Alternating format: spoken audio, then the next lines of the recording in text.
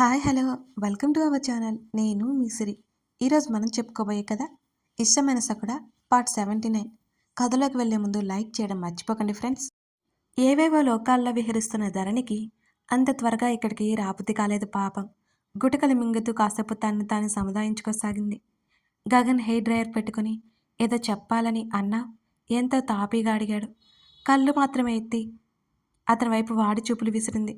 అబ్బే అసలు పట్టనట్టు ఉండిపోయాడు. తను కాసేపు మర్చిపోయి 2 క్షణాలు ఆలోచించి, రాత్రి ఎక్కడికి వెళ్ళిపోయావు అని అడిగింది. ఏం? నీ పర్మిషన్ తీసుకోవాలా అన్నాడతను. అలా అనట్లేదు, ఊరికే అడిగాను. ఊరికే ఎందుకు? డబ్బులిచ్చి అడుగు. మూతి తిప్పి చెప్పు అన్నది. పనుండి వెళ్ళాను అన్నాడు. ఇక అంతకంటే అతని నుంచి సమాధానం రాదని తను అడగలేదిక. ఇంకో చిన్న మాట. అతను టీషర్ట్ తగిలించుకుంటూ మిర్రర్లో నుంచి ఆమె వైపు చూశాడు. చేతులు నలుపుకుంటూ కనిపించింది ధరణి. ఏంటి అని అడిగాడు ఆమెను చూడకుండానే. తప్పుగా అనుకోకు అన్నది. ముందు విషయం ఏంటో ఏడు అన్నాడు. అతను డ్రెస్అప్ అయిపోయాడు. మరి మరి మీ అమ్మమ్మకి అర్థమయ్యేలా చెప్పొచ్చుగా అని అడిగింది ధరణి. అతను ఆమెను చూడగానే ఆమె కళ్ళు దించుకుంది. అతని అడుగులు తన వైపు పడుతుంటే అప్రయత్నంగా వెనక్కి సర్దుకుంది. ఆమె చేతిని అందుకుని దగ్గరికి లాక్కున్నాడు అతను. ఏం చెప్పాలి అని అడిగాడు. ఆవిడికి మన గురించి చెప్పు, అర్థం చేసుకుంటుంది. లేకపోతే ఏదో ఒకటి అంటుంది.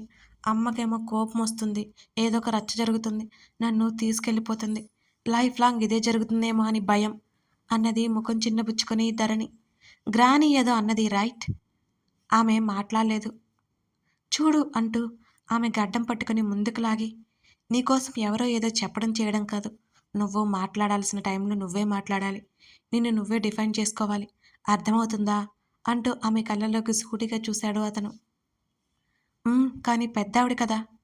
నేను చెప్పేది అర్థమవుతుందా? నీకోసం ఎప్పుడు ఎవరూ నిలబడరు. పెద్ద చిన్న కాదు. నీకు నచ్చింది, నీకు నచ్చనిది నిన్ను ఇబ్బంది పెట్టేదైతే నువ్వు దూరంగా ఉండాలి, లేకపోతే ఉంచాలి. అదే కుదరదంటే నీకు అనుగుణంగా మార్చుకోవాలి అంటూ ఆమె నుదుటి మీద అతను ముద్దు పెట్టుకున్నాడు. ఆమె పెదవులు విచ్చుకున్నాయి ఏదో అర్థమైనట్టుగా. ఇంకోసారి ఇలాంటి కంప్లైంట్స్ ఇవ్వకు. నువ్వేం చిన్నపిల్లవు కాదు అంటూ ఆమె నుదుటి మీద వేళ్లతో పొడిచాడు గగన్.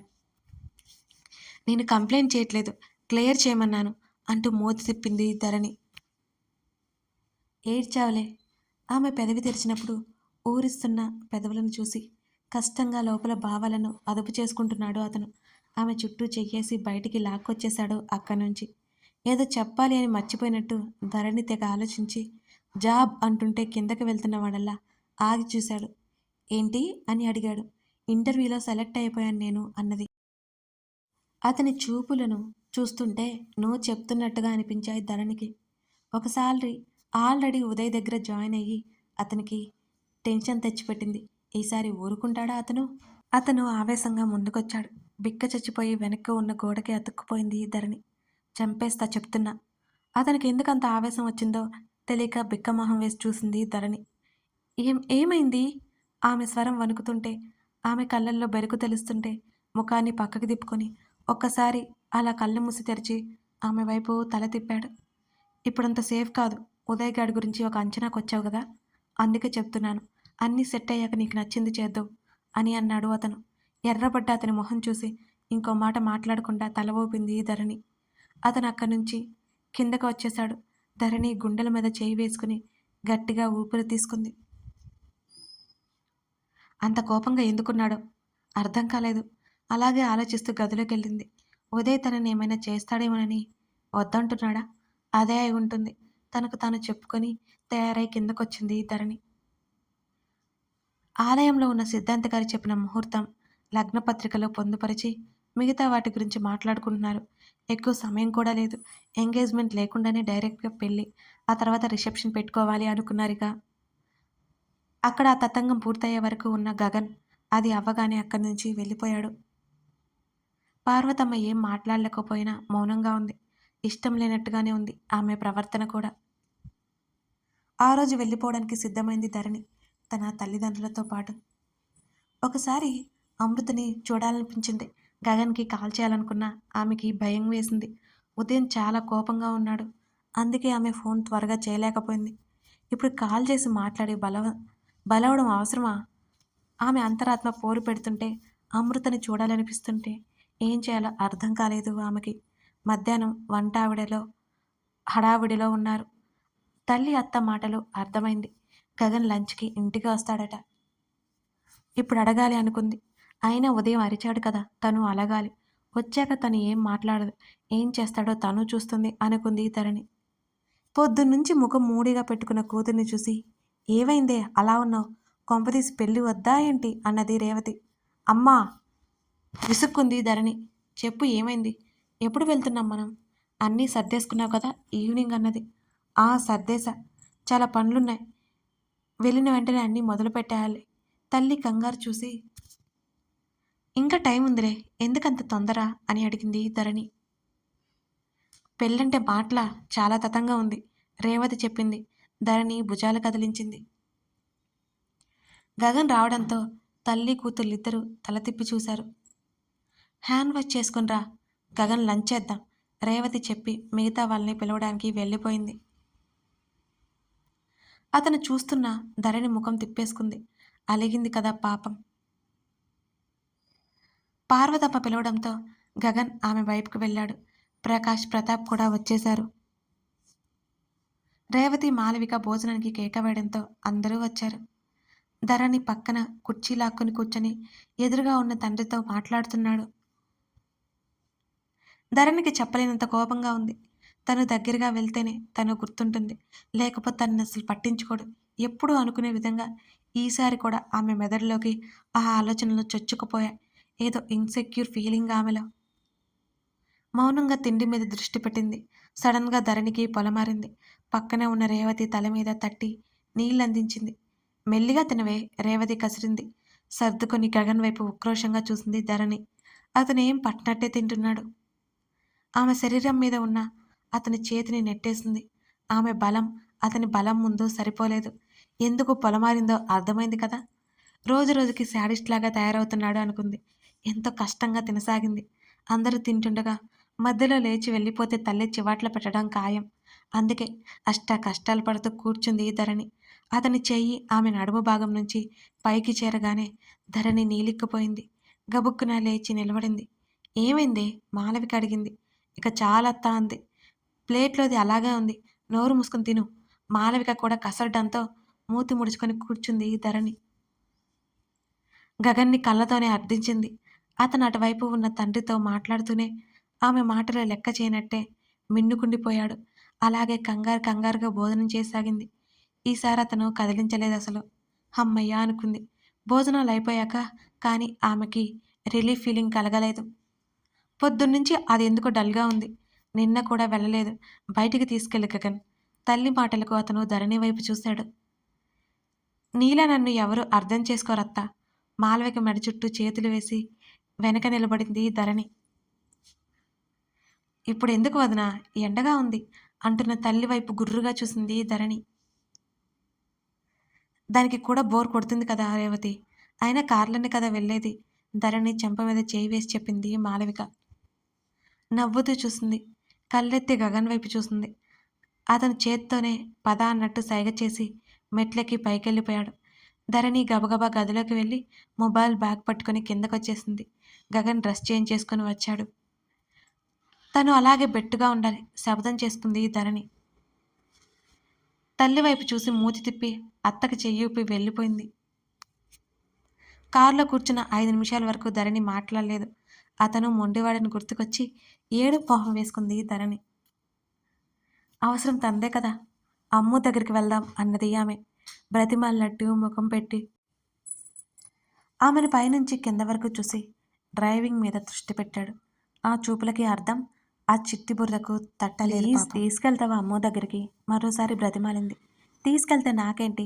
అతను కనుబొమ్మలు ఎత్తి అడిగాడు. ఇది దారుణంగా లేదు? అస్సల్ అన్నాడు. ఏమివ్వాలి మరి? ఏమిస్తావు అని అడిగాడు. చెప్తే కదా తెలిసేది అంది ధరణి. గడ్డం తడుముకుంటూ ఆమె వైపు చూశాడు గగన్. ఏంటి అని అడిగింది. తొందరపడ్డానేమో అనిపిస్తోంది అని అన్నాడు గగన్. దేనికి తొందర? అయోమయంగా చూసింది అతని వైపు. బుద్ధువి అని ఎప్పటికప్పుడు ప్రూవ్ చేస్తూనే ఉంటాం. Very good. నిట్టూర్చి డ్రైవింగ్ మీద దృష్టి పెట్టాడు అతను. అతను అన్న మాటలు ఆ ముందు మాటలు పోల్చుకుని విషయం ఏంటో అర్థమై నోరు వెళ్ళబెట్టింది ధరణి. ఆమె ఎంత ఉక్రోషంగా చూసినా అతను పట్టించుకోలేదు కానీ అమృత దగ్గరికి తీసుకువెళ్తా అని తెలియగానే సంతోషంగా అనిపించింది ధరణికి.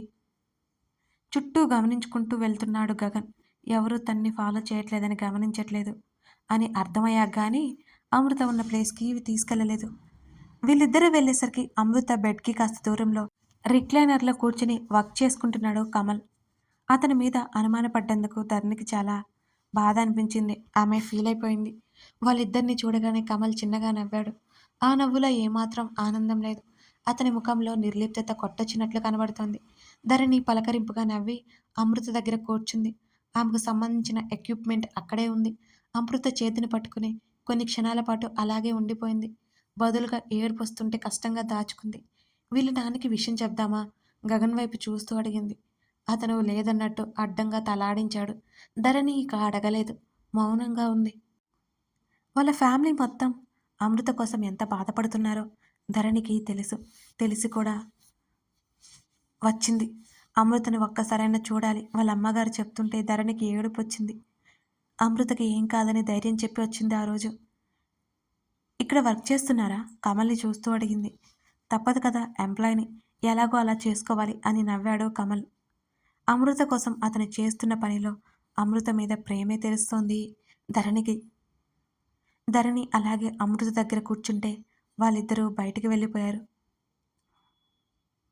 అమ్మో! అసలేమైందే? నీకెందుకు ఇలాంటి పరిస్థితి వచ్చింది? నువ్వు కళ్ళు తెరిస్తే కానీ ప్రశాంతంగా ఉండదు. త్వరగా మేలుకోవే అని అమృత పరిస్థితికి చెప్పలేనంత బాధగా ఉంది ధరణికి. ఆమె అక్కడ ఎక్కువసేపు ఉండలేదు. త్వరగానే బయలుదేరదీశాడు గగన్. ఆమె అక్కడే ఉంటే చాలా డిస్టర్బ్ అవుతుంది. మళ్ళీ దిగులుగా అయిపోయిన ధరణిని చూస్తూ ఇంటికి తీసుకెళ్ళిపోమంటావా? ఏదైనా కావాలా? అని అడిగాడు గగన్. వద్దు అన్నట్టు తలాడించింది. కమల్ మాటల్లో అర్థమైందేంటంటే అమృత ఫాస్ట్‌గా రికవరీ అవుతుందని. అమృత త్వరగా కోలుకోవాలని దేవుణ్ణి కోరుకుంటూ ఇవాళ ఈవినింగ్ ఫ్లైట్‌కి వెళ్ళిపోతున్నాను. గగన్ వైపు చూస్తూ చెప్పింది ధరణి. ఏం చేయమంటావు నన్ను? నన్ను కూడా రమ్మంటావా అయితే? అని అడిగాడు గగన్. అన్నిటికీ వెటకారమే అని మూతి తిప్పి వెళ్ళబుద్ధి కావట్లేదు. బేలగా చూసింది అతని వైపు. ఎందుకో అతని పెదవులు విచ్చుకున్నాయి. ఆమెను ఇంటికి తీసుకొచ్చాడు గగన్.